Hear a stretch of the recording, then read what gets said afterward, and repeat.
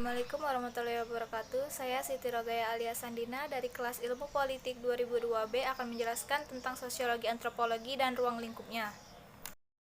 Pengertian sosiologi. Sosiologi adalah ilmu yang mempelajari tentang masyarakat, sedangkan antropologi ilmu yang mempelajari tentang manusia baik dari segi fisik luarnya maupun hasil pikiran manusia. Sosiologi memiliki 4 ciri. Yang pertama, empiris, artinya berdasarkan kenyataan yang ada. Yang kedua, teoritis, artinya berdasarkan sebuah teori yang harus sesuai dengan ilmu pengetahuan. Yang ketiga, kumulatif, artinya dibentuk oleh teori yang ada dan berkembang. Yang keempat, non-etis, artinya tidak menilai baik buruk tetapi berdasarkan fakta. Ciri-ciri antropologi. Yang pertama harus bersifat empiris, yang kedua memerlukan penelitian dalam waktu yang lama, yang ketiga selalu berkaitan dengan sejarah, yang keempat memiliki ruang lingkup yang luas, yang kelima selalu mengalami perkembangan seiring berjalan waktu. Sosiologi dan antropologi menurut para ahli.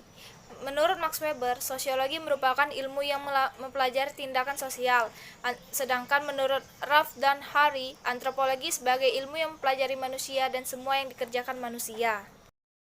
Antropologi memiliki 4 fase. Fase pertama pada abad 15-18, dimulai sejak kemunculan studi antropologi yaitu abad ke-15 hingga abad ke-18. Fase kedua pertengahan abad ke-19. Pada pertengahan abad ke-19, antropologi mempelajari manusia dan kebudayaan primitif.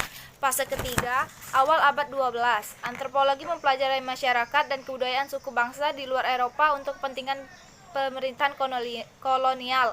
Dan fase keempat, setelah tahun 1930, ditandai dengan terjadinya dua perubahan penting, yaitu makin menghilangnya bangsa-bangsa primitif dan timbulnya sikap antisipasi terhadap kolonialisme. Interaksi sosial. Interaksi sosial adalah hubungan timbal balik antara dua individu atau kelompok dan kelompok berkomunikasi dan saling memengaruhi dalam pikiran maupun tindakan. Interaksi sosial memiliki 4 ciri. Yang pertama, jumlah pemeran lebih dari 1 orang. 2. Terjadinya komunikasi antara perilaku kontak sosial.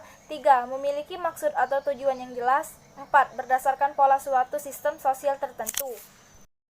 Faktor interaksi sosial. Yang pertama, sugesti atau pengaruh. Contohnya, seorang ibu menyuruh anaknya untuk tidak bermain api karena itu akan membahayakannya. Yang kedua, imitasi, tindakan atau usaha. Contoh, seorang anak sering mengikuti kebiasaan artis, misalnya cara berpakaian. Yang ketiga, identifikasi, keinginan.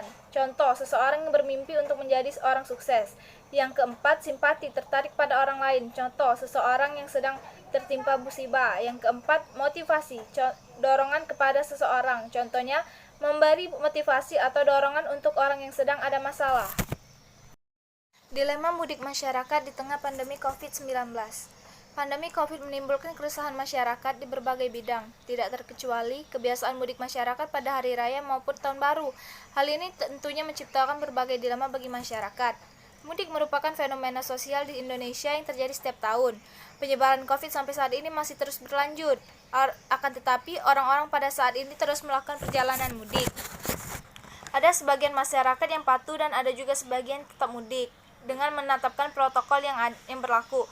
Beberapa daerah telah melakukan kebijakan bekerja di rumah dan juga pemerintah telah melakukan kebijakan lainnya yaitu lockdown.